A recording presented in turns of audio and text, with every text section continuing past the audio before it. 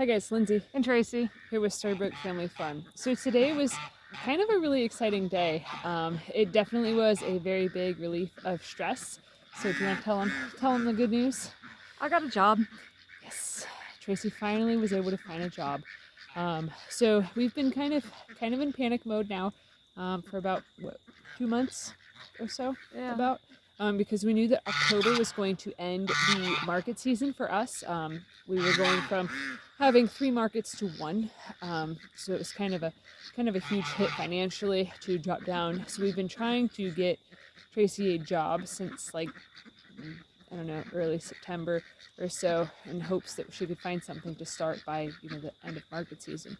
But so kind of on a whim yesterday, she put in some more applications, and the one place called her yesterday to be like, hey, can you come in at 10 for an interview tomorrow? And she was like, yeah, of course. So yeah, so she called me after the interview and was like, I got the job. And I was like, oh, thank God.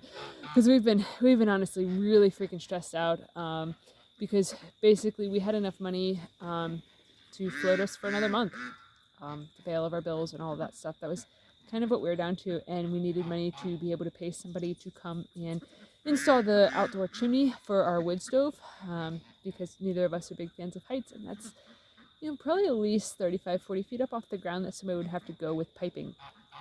Not me. Nope, not me. Not a Lindsay and Tracy project. Nope. No way. If we weren't gonna pay if we paid somebody to do our roof, we sure as hell are not getting on the roof to do the chimney. Yeah, definitely. We are not heights people. We are a firm believer that we were given legs and not wings for a reason.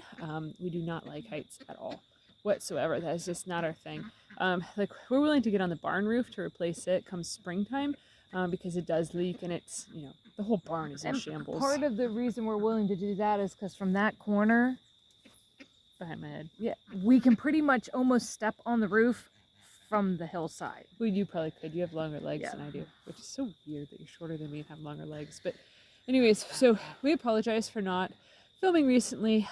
We have both been under a tremendous amount of stress because of financial issues and things of that nature. And since it's been cooler out and the market seasons have slowed down, the all-year market that we have has basically gone and nosedived. So that's been very frustrating and very trying, mentally and emotionally, to be able to want to keep moving forward with projects with the house and the homestead, and also filming and letting people in, because it's very much like we've been barely keeping ourselves afloat and keeping our sanity in tow. And the last thing we want to do is drag you guys all into it, because the world is stressful enough and chaotic enough. The last thing we want to do is add more. What if there's a squirrel? I don't know, in the woods. I don't know. We don't want to add more stress or chaos to anybody else's life. But oh, and also this week my dad did come, and we were able to get the mini split hooked up. So we do have a bit of a heat source now.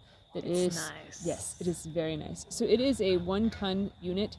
So it's enough to do, I think, 900 square feet or something like that. I think it's 900 square feet is what it's rated for. Yeah, so it is more than capable of heating up the main area of the house. And since heat rises, it kind of naturally helps it out. So the upstairs is plenty warm enough. So it's really going to help our electric bill quite a lot to have that unit, because it's ultra efficient. We've actually moved this unit to 3 different places that we've lived at, and it has not been hooked up at any of them places. So we unhooked it when we lived somewhere else. We had it, and we unhooked it, and we moved it to town with us on the premise that we were going to totally hook it up so that way our garage had heat and air conditioning. We never got around to it. It never became a priority and stuff. So when we sold our house in town, we moved it to the camper with us, because we were like, okay, our next place, we're probably going to use this unit to heat or cool it, or maybe we'll use it for the camper. Never hooked it up in the camper. So we brought it here, and we're like, okay, maybe we'll use it here. We did. Yeah, we finally did. I kind of wish that we would have hooked it up before summer, because the AC would have been nice, especially on bread baking days.